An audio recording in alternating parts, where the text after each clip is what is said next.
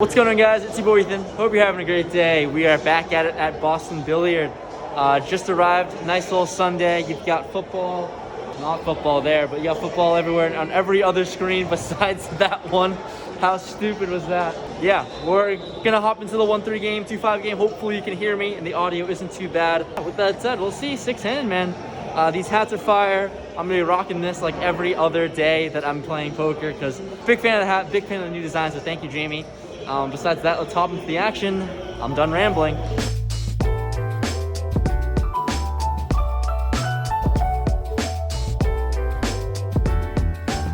First hand, starting off the day in 2-5, starting with $1,000 in our stack. We look down at ace-10 offsuit under the gun, and I open things up to $20. We get some action as +1 makes the call and the small blind. So in middle position here, flop comes king, jack, 4, 2 hearts. Action checks to me and multi-way, although definitely a board that favors our under the gun opening range. I decided to just check here, playing this standardly with ace-10 high. We can improve to a gutter and we still have decent showdown equity with ace high. I check and +1 checks it back. The turn comes the 3 of hearts. This is a pretty darn good card for us. So when the small blind throws out a bet of $25, I have a very easy call with a nut flush draw. I call 25 and the +1 also calls. So 3 ways to a river, and the river comes the ace of diamonds. Pretty good card for us, especially when the small blind checks with one pair, top pair, certainly going to have to bet for value, try to get some calls from king high. So I bet pretty darn small for only $30, trying to get one pairs to call. The +1 who called turn folds, and the small blind thinks about it and hesitates before making the call, showing us a king, and we show our hand and we're good with ace-10. Taking this one down and chipping up first hand in. Hand number 2 we go with king-7 of spades in the small blind. Action folds to me. We're not going to be chopping, playing 6-handed, so I opened up the action to $15 and the big blind calls. Flop comes king 4-4 rainbow, and here on this pretty static board, I decided to check with pretty much everything locked up. He checks it back. The turn comes the 10 of hearts, brings in a backdoor flush draw. Now, obviously, definitely have to bet $25 to target a 10 or target a flush draw, some straight draws as well, so he makes the call for 25 pretty quickly as well. The river comes a pretty great looking card in a 4.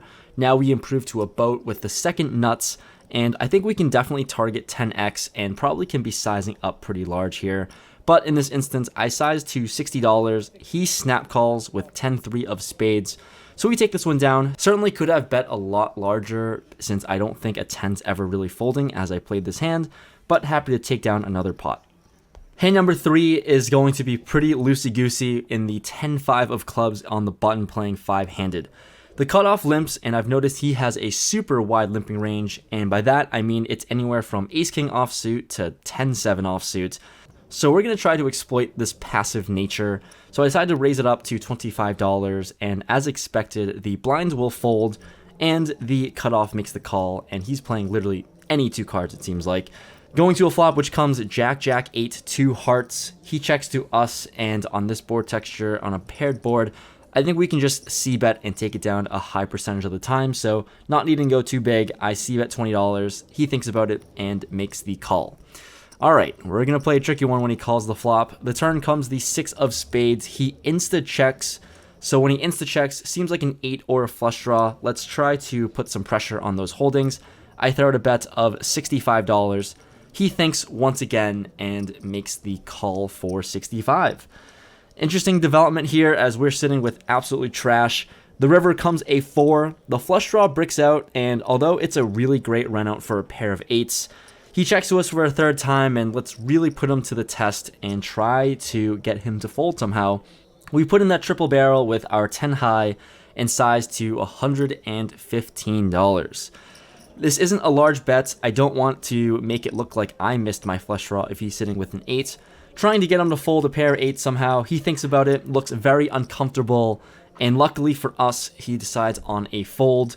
I think he certainly could have called with an 8 given the really great price, but our craziness works out this time, and lucky to get a fold here and not have to show down 10-5 suited. Next hand, picking up King Jack of clubs in the small blind. There's a cutoff open to $20, and in this instance here, out of position, we want to put in the 3-bet here against these players who are fairly passive and could have a pretty wide range on the cutoff. So I 3-bet to $80, and it's not going to work here because the big blind right to my left, he thinks for a long time and ends up putting in a 4-bet to $260. The other guy thinks about it and folds. I'm just going to have to fold as well, facing a 4-bet out of position, putting the $80 into the abyss, and he shows us ace-5 offsuit.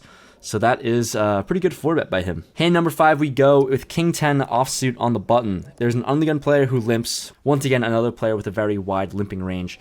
I put in a raise to $25 to exploit it. King 10 off is pretty weak, but definitely good enough against this player, and only the limper makes the call. Heads up, in position, flop comes 10, 7, 9, 2 clubs. He checks to us, and sitting with top pair on a pretty wet board, we're definitely going to have to bet for value, so I only size to $25, just half pot, against his pretty wide range, and he does call the 25. Off to a turn, which comes the 8 of hearts. This is really not good for us since there's a 4-liner out there now. He checks to us, and standardly, we're just going to check this one back.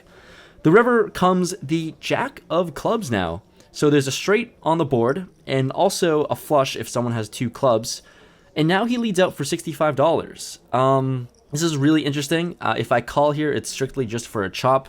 Does he ever have a hand like Queen X somehow, or does he ever have a flush draw somehow?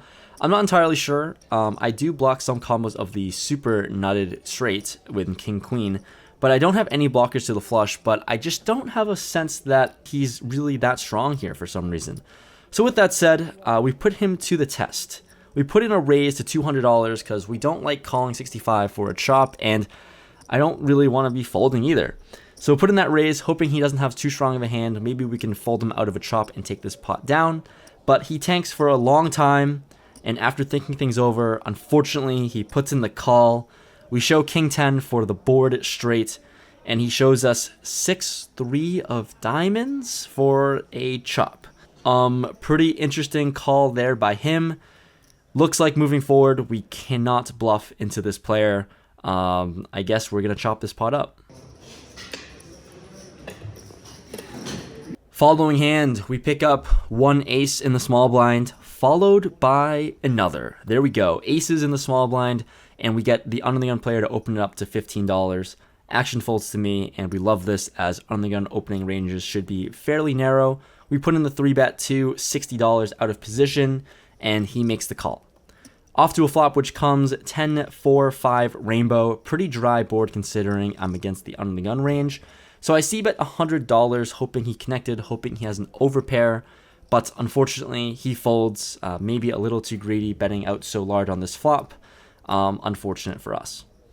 Queen Jack off in +1 here. This is good enough for an open, so we size to $20, standard 4x, and we get the big blind to make the call. Off to a flop, which comes ace, king, deuce, rainbow. Great flop for our range, and this is the same player who had 6-3 of diamonds, so you know he can be defending his big blind pretty wide. We decide to rep our opening range and c-bet $20, and sadly, he makes the call. Trying to improve to our gutter, the turn comes the 10 of clubs. Thank you, dealer. That's just exactly what we asked for. Now there's a backdoor flush draw out there. He checks to us, and we're definitely going to be sizing up. We size to $60, and this sizing is going to be good enough for him. He tosses in 60 for a call.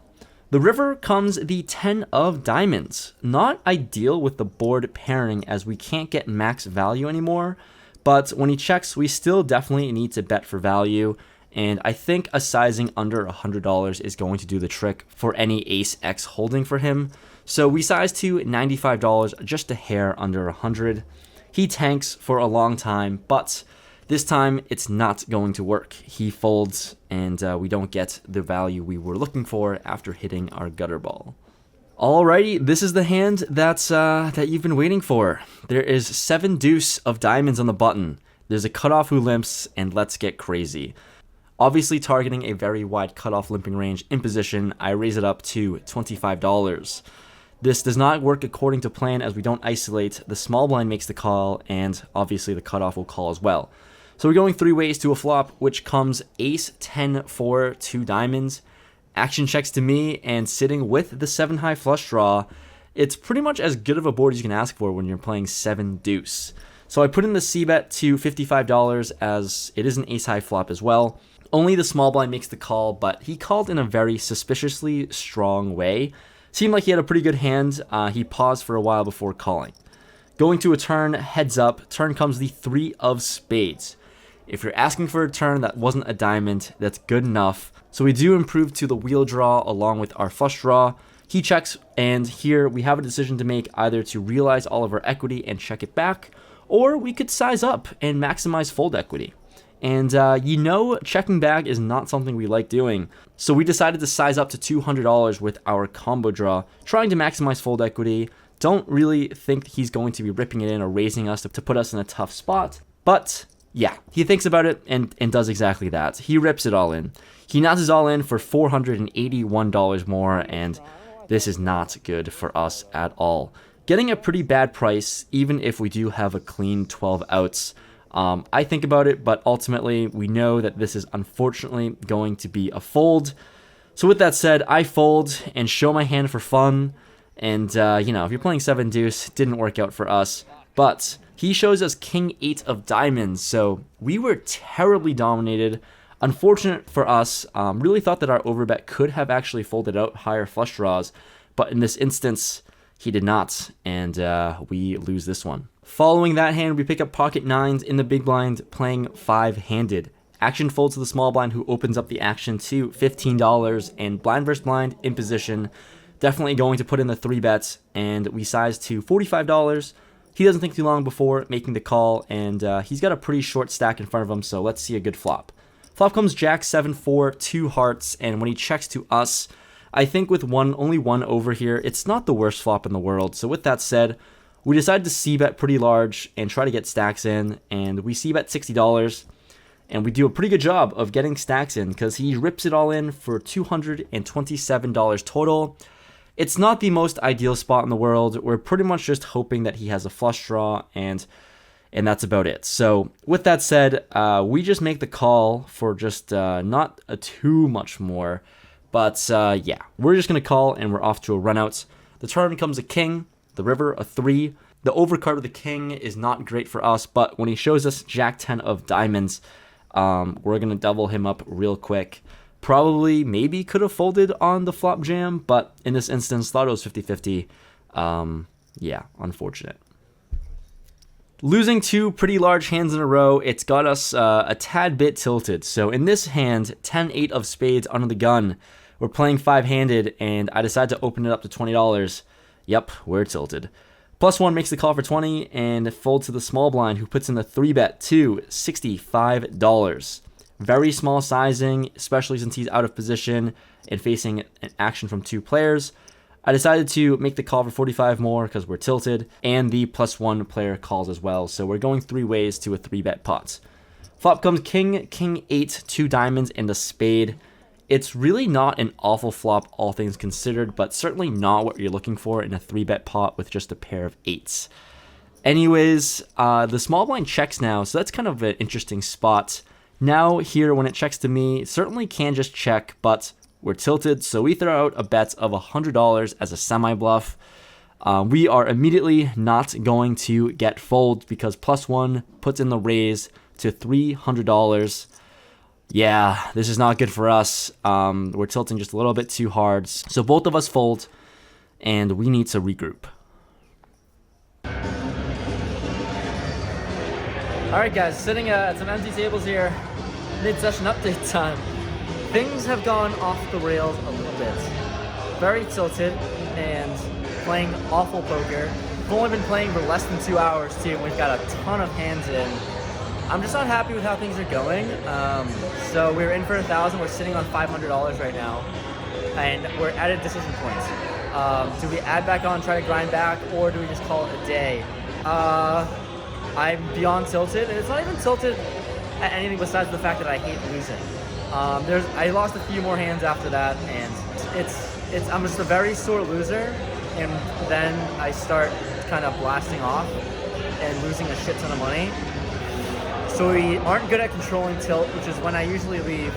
So we've got a decision to make. Either we want to leave right now or we want to rebuy for 1,000 or 500 more. But right now, I'm taking this time to sit down and just kind of decompress my thoughts. I'm all over the place, playing horrible. Hopefully we can find a way to extend this vlog, but if we don't, you know why. Coming off from that mid-session update, trying to find a way to not tilt anymore, but in this hand, ace-deuce of spades under the gun. I open up the action at $20 with a suited wheel ace. It's fine. I don't know, a little too wide, I guess. But only one player makes the call on the buttons, so we're going heads up out of position. Flop comes king, queen, jack, 2 diamonds, and a spade.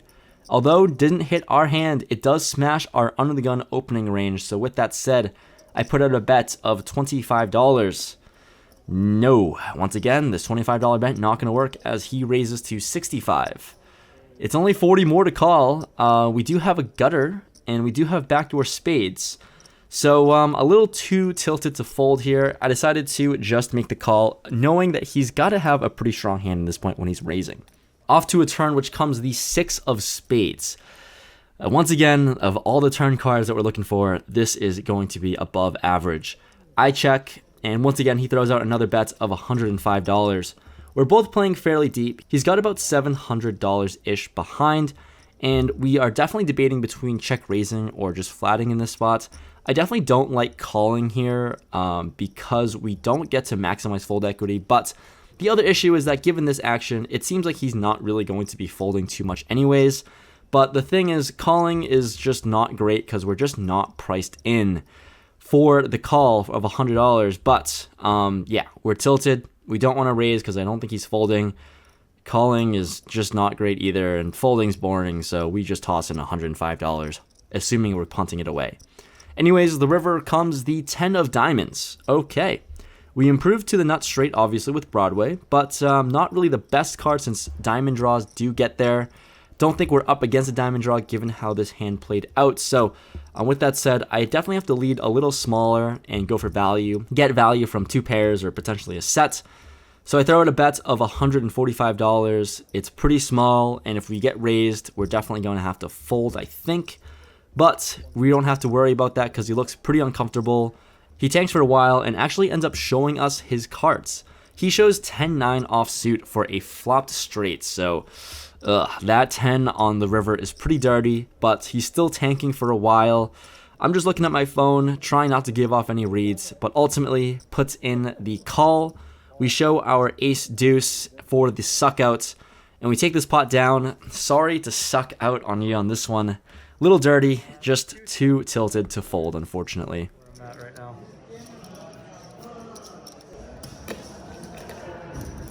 Wrapping up this intro here on the ride back home, and you know, the session didn't go great when you've got some McNuggets, some comfort food for the ride home. Yeah, I mean, I can't even say anything. I ran pretty well. Surprisingly, I ran really well, but we played horrible. So 2 sessions in a row did not go great for us. This time we were in for 1,500, out for 1,115 in about 2.5 hours played. There's that. Not good. Hopefully next time we can just play a little bit better, but we've got some comfort food to make us feel a little bit better. We love our McNuggets. Anyways, thanks so much for watching. Hopefully you got some entertainment out of me losing some money. So if you did, dropping a like would be sweet, would be great. But with that said, thanks guys so much for watching. See you guys next time.